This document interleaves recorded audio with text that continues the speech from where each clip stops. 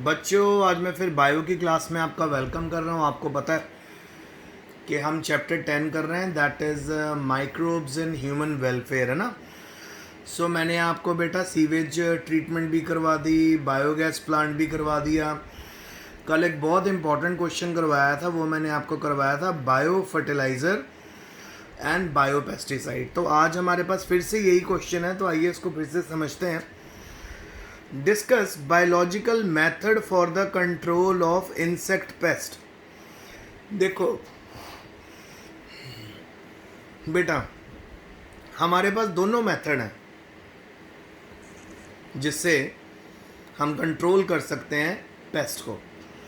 एक तो biological method है, केमिकल मेथड है। केमिकल मेथड तो बेटा हम बहुत समय से यूज़ करते आ रहे हैं, आपको पता ही है। इवन घर में भी आपके अगर कॉकरोच आ जाए बहुत सारे केमिकल अवेलेबल है जिससे हम उनको मार सकते हैं ना। पर आजकल क्या हो रहा है कि केमिकल से बहुत ज़्यादा नुकसान पहुंच चुका है हमारी एनवायरनमेंट को, हमारी सॉइल को, हमारी धरती को। तो जितने भी साइंटिस्ट हैं वो यही आपको बोल रहे हैं, ठीक है।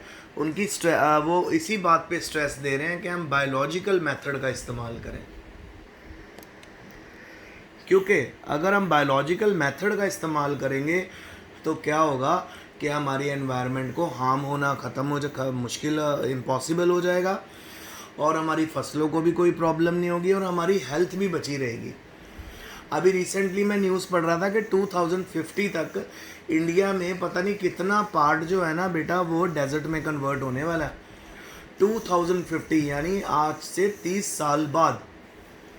So that is why, because हमारी जो ड्रेनेज है वो बहुत ज़्यादा है, पानी बहुत यूज़ करते हैं हम लोग, और एनवायरनमेंट के जितने भी बैलेंसेस हैं हम उनको डिस्ट्रॉय करते जा रहे हैं पोल्यूशन के साथ। So things are getting out of hands, है ना।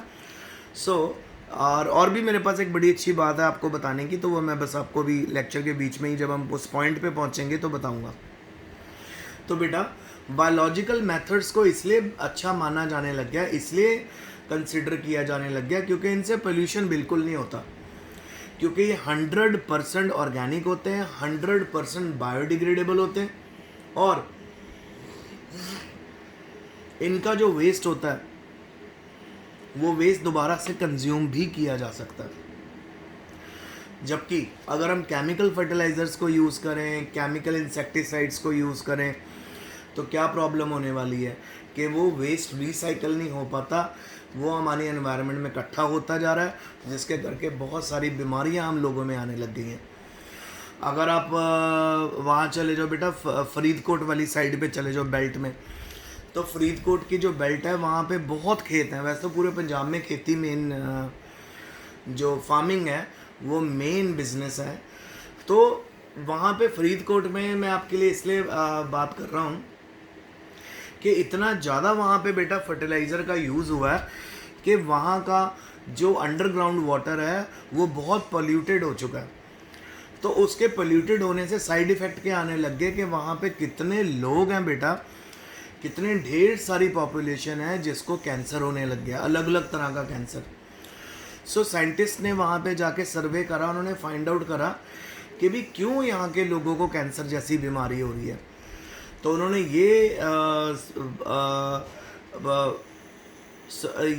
उन्होंने क्या कहते हैं जिसको हम बोलते हैं निष्कर्ष निकाला, दैट इज़ उन्होंने इस बात की पुष्टि की, इस बात को उन्होंने कंफर्म करा कि रिज़ल्ट उन्होंने ये निकाला, समराइज़ किया कि वहाँ पे पोल्यूशन है पानी के अंदर। और वो पोल्यूशन क्या है, जितने अनयूज फर्टिलाइज़र है ना बेटा वो ग्राउंड वाटर में जाके मिल गए हैं और वहाँ पे लोगों को ये प्रॉब्लम होने लग गई। तो इन बातों को माइंड में रखते हुए साइंटिस्ट हमेशा कोशिश कर रहे हैं कि ज़्यादा से ज़्यादा जो विलेजर्स हैं, जो फार्मर्स हैं, उनको वो एम्फोसाइज कर रहे हैं, उनको बोल रहे हैं कि आप जी बायोलॉजिकल मेथड्स का यूज़ करो ताकि इस प्रॉब्लम से हम बच सकें। ठीक है, तो आइए शुरू करें। बायोलॉजिकल मेथड में है जी प्रीडेटर। अगर हम कोई ऐसा प्रीडेटर इंट्रोड्यूस कर देते हैं जैसे जो मेंटिस और लेडी बग्स होता है इनको खाता है, ये सारे के सारे डिस्ट्रक्टिव इंसेक्ट्स को भी कंट्रोल में ले आएगा। But the predator must not harm useful insect. तो आप प्रीडेटर्स का इस्तेमाल कर सकते हो, इंसेक्ट्स के ऊपर इंसेक्ट्स लगा सकते हो। कुछ ऐसे इंसेक्ट्स जिनका फसल से कोई लेना देना नहीं है, जो स्मॉलर इंसेक्ट्स को खाते हैं, अगर हम उनकी एक पूरी की पूरी पॉपुलेशन खेतों में छोड़ना शुरू कर दें, फील्ड में छोड़ना शुरू कर दें, तो क्या होगा, जो आपके डेंजरस और हार्मफुल इंसेक्ट हैं वो ख़त्म हो जाएंगे। ठीक है, तो प्रीडेटर का मतलब ऐसे इंसेक्ट्स को छोड़ना फील्ड्स के अंदर जिन इंसेक्ट्स का फूड दूसरे छोटे इंसेक्ट हैं, और ये छोटे इंसेक्ट जो हैं वो हमारी फसल को ख़राब कर रहे हैं। फिर आ गया बेटा नंबर 2 पे पैरासाइट्स एंड पैथोजन। पैरासाइट्स और पैथोजन, पैथोजन मतलब बीमारी कॉज करने वाले वायरसेस और बैक्टीरिया।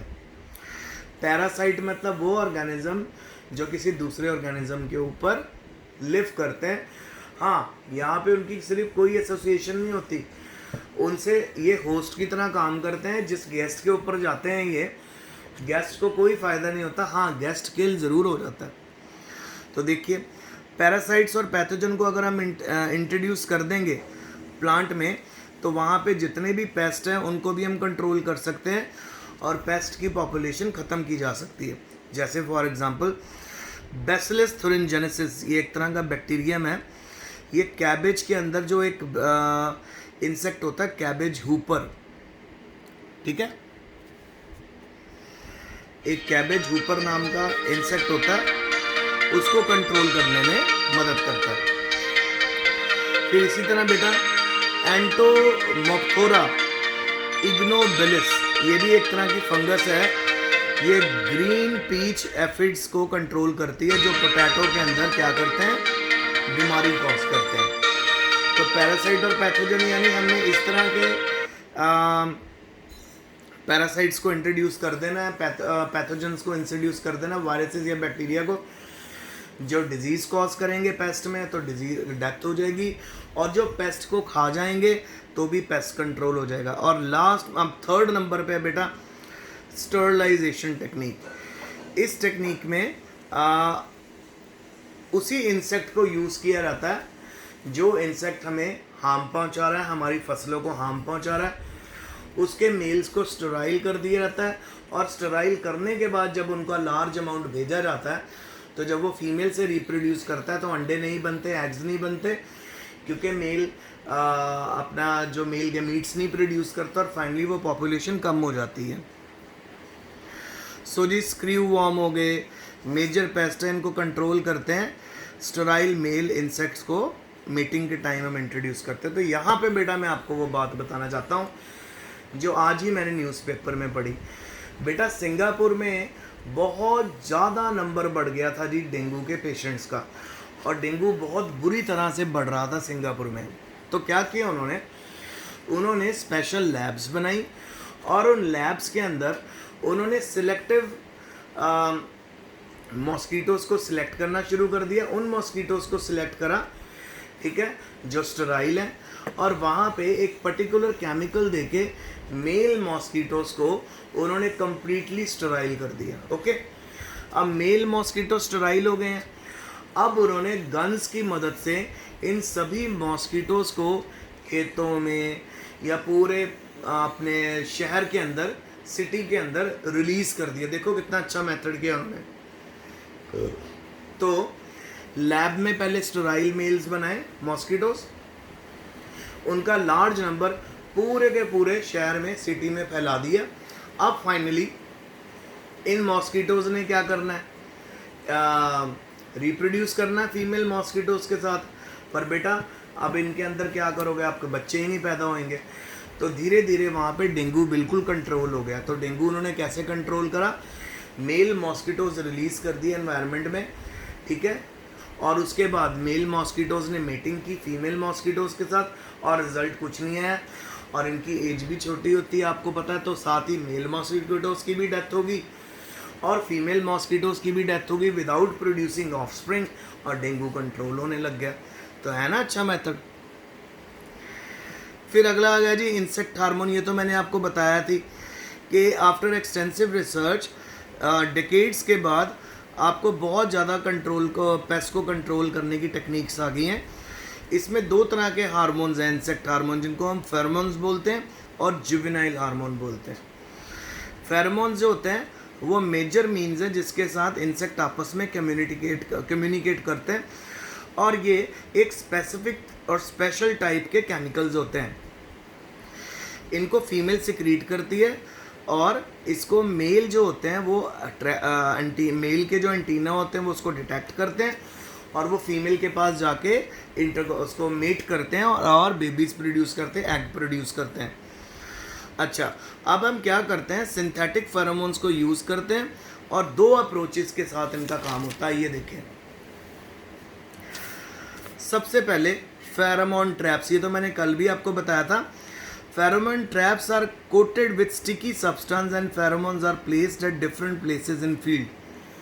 ठीक है, सबसे पहले आपने खेत के पास फेरोमोन ट्रैप्स बनानी है और वहाँ पर आपने स्टिकी सब्सटेंस लगा देना कि जब पेस्ट वहाँ पर आए, अट्रैक्ट हों, तो वो सारे के सारे जो पेस्ट हैं वो स्टिकी सब्सटेंस के अंदर चिपक जाएं और सारे बॉक्स में इकट्ठे हो जाएं। Male insect sticks to the trap on coming near the trap. तो उसके बाद आपने क्या करना है, आपने उन फेरोमोन्स को रिलीज़ कर देना है जो आपने केमिकल जनरेट करे पूरे खेत में। तो जितने भी मेल इंसेक्ट्स होंगे ना बेटा, उनके जो एंटीना हैं वो उस फेरोमोन को कैच कर लेंगे और वो भागते हुए बाहर आएंगे, खेत से बाहर आ जाएंगे और ट्रैप के अंदर इकट्ठे हो जाएंगे। तो सारे जब मेल ही इकट्ठे हो गए, अब मेल ही अवेलेबल नहीं है मीटिंग के लिए, तो फीमेल कैसे वहाँ पे सरवाइव कर पाएगी, वो कैसे वहाँ पे नेक्स्ट प्रोजनी बना पाएगी। तो धीरे धीरे वो फीमेल भी वहाँ पर से इरेडिकेट हो जाती है। समझ आ गया सिस्टम। एक मेथड क्या है, फेरोमोन ट्रैप। इसमें क्या करना है, आपने फेरोमोन ट्रैप्स को लेना है, ये बॉक्सेस होते हैं, इनके अंदर आपने स्टिकी सब्सटेंस लगा देना है और पूरा जो केमिकल है उसको आपने रिलीज़ कर देना है खेत में। तो उसकी जो उस केमिकल की तरफ अट्रैक्ट होते हुए ये सारे के सारे जो मेल इंसेक्ट है वो बाहर आ जाएंगे और वो ट्रैप्स के अंदर जाके बाहर नहीं निकल पाएंगे। तो सारे मेल हमने इकट्ठे कर लिए। अब जी खेत के अंदर बचा गया, फीमेल्स बची हैं, फीमेल मीटिंग नहीं कर पाएंगी और फाइनली उनकी डेथ हो जाएगी और हमारी जो फील्ड है वो पेस्ट फ्री, इंसेक्ट फ्री हो जाएगी। नंबर 2, दूसरी है बेटा कंफ्यूजन टेक्निक। इसमें क्या होता है, pheromone containing paper pieces are spread all over the field, then male can not locate female, as such there will be no mating. क्या बात है। सेकेंड मेथड में क्या है, छोटे छोटे पेपर्स के ऊपर आपने फेरोमोन्स लगा देना है उसके ऊपर, ठीक है, स्प्रे कर देना है और उसको पूरे पेपर्स को अपने खेत के अंदर फैला देना है। तो एक्चुअल फीमेल के पास मीटिंग करने के जाने की बजाय वो मैक्सिमम टाइम इंसेक्ट किसके ऊपर स्टिक हो जाएंगे, उन पेपर्स के ऊपर बिता देंगे और फाइनली उनकी डेथ हो जाएगी। और इस तरह से भी हमारी जो फसल है वो इंसेक्ट और पेस्ट फ्री हो जाएगी। तीसरा, जुवेनाइल हार्मोन, ये एक तरह का ग्रोथ हार्मोन होता है। If it is given artificially in latent growth stage of insect, then the insect does not undergo maturation but form a giant larva which dies quickly. Okay, तो हम क्या करते हैं, जब मीटिंग का टाइम होता है, ग्रोइंग का टाइम होता है, हम इस जुवेनाइल हार्मोन को रिलीज़ कर देते हैं। तो वो मैच्योर ही नहीं होने देता इंसेक्ट को। तो जब मैच्योर नहीं होगा इंसेक्ट तो वो बच्चा ही रह जाएगा, तो उसके रिप्रोडक्टिव ऑर्गन भी मैच्योर नहीं होंगे और फाइनली वो एक बड़े लार्वा में कन्वर्ट हो जाएगा। लार्वा बेटा बेबी बोलते हैं, इंसेक्ट के बेबी को लार्वा बोलते हैं। जैसे बटरफ्लाई होती है उसके बेबी को भी हम लार्वा बोलते हैं ना, तो वो लार्वल स्टेज में रहेगा और वो हार्म नहीं पहुंचा पाएगा, ख़त्म। पांचवा, fifth point, natural insecticide. Microbes and plants are considered to be the source of natural insecticide. These are specific in nature, non-toxic होते हैं, to higher organism and easily biodegradable भी होते हैं। इनको आसानी से हम ये डिस्ट्रॉय भी हो जाते हैं और दोबारा यूज़ भी हो जाते हैं। तो निकोटिन टोबैको से, प्लांट से, और pyrethrum and cinerin from chrysanthemum cinerariaefolium, ठीक है, और azadirachtin from neem and rotenones from derris elliptical roots are common and good natural insecticide. तो इस तरह के प्लांट को अगर हम खेतों में लगा दें बीच बीच में तो ये नेचुरल इंसेक्टिसाइड का काम करते हैं। ये भी बहुत सारे केमिकल कंटेन करते हैं जिनके थ्रू वहाँ पे जितने भी इंसेक्ट हैं वो किल आउट हो जाते हैं। तो बेटा ये आज का लेक्चर था, होप आपको समझ आ गया होगा। हमारा आखिरी क्वेश्चन बचा है, सो ये क्वेश्चन मैं नेक्स्ट लेक्चर में आपको भेजूंगा समझाने के बाद। उसके बाद हम नया चैप्टर शुरू कर देंगे, चैप्टर 11 जो है जी बायोटेक्नोलॉजी। वही बड़ा इंटरेस्टिंग चैप्टर है। सो आज मैंने आपको बहुत अच्छी बातें बताई हैं, इंपॉर्टेंट टॉपिक बताया, तो इस वीडियो को बहुत अच्छे से देखना समझना।